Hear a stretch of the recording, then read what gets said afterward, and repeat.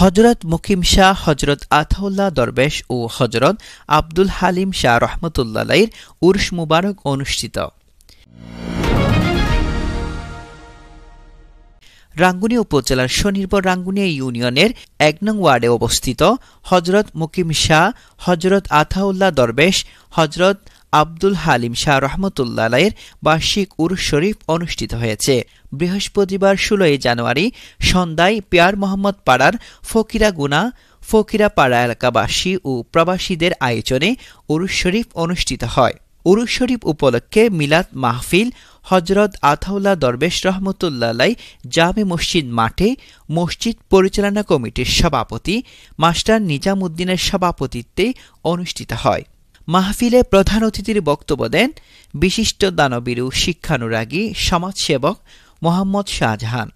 উপস্থিত আমার মুরব্বী এবং ছোট ভাই বন্ধুরা, আসসালামু আলাইকুম। আসলে মাহফিলে আমার কিছু বলার নাই, সবকিছু হুজুরে বলে দিছে। যাই হোক, এমনি প্রধান অতিথি হিসেবে আপনাদের সাথে একটা সালাম দিলাম, প্রায় ভালো থাকবেন।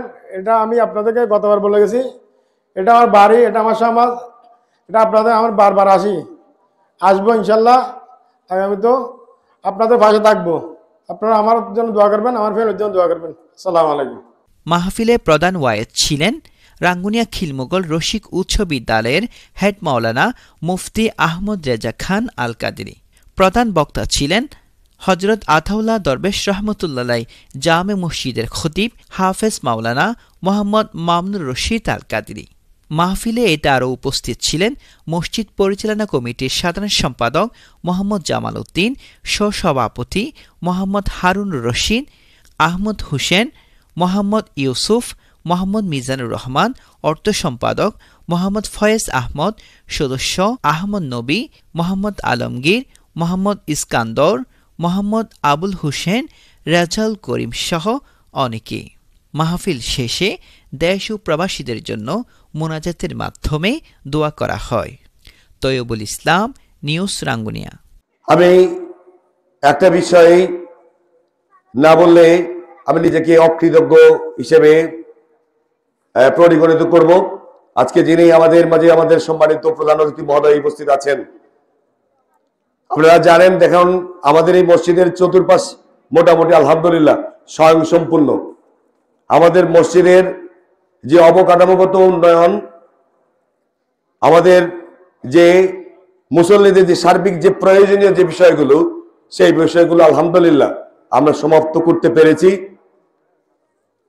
এজন্য প্রথমে আমি মহান সৃষ্টিকর্তার কাছে কৃতজ্ঞতা জানাই এবং সাথে সাথে কৃতজ্ঞতা জানাচ্ছি, ধন্যবাদ জানাচ্ছি আমি আমার ব্যক্তিগত পক্ষ থেকে, আমার এই পরিচালনা পরিষদের পক্ষ থেকে, আমার সম্মানিত মুসল্লিদের পক্ষ থেকে, সকল এলাকাবাসীর পক্ষ থেকে, আজকে উপস্থিত সম্মানিত প্রধান অতিথি মহোদয় এবং তার পরিবারের প্রতি।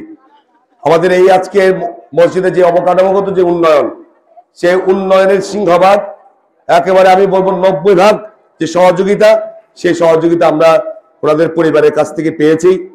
সেজন্য আমি ওনাদের পরিবারের প্রতি কৃতজ্ঞতা জানাচ্ছি। আমি মহান রব্বুল আলামিনের কাছে আমি ওনাদের পরিবারের উত্তরোত্তর উন্নতি কামনা করব।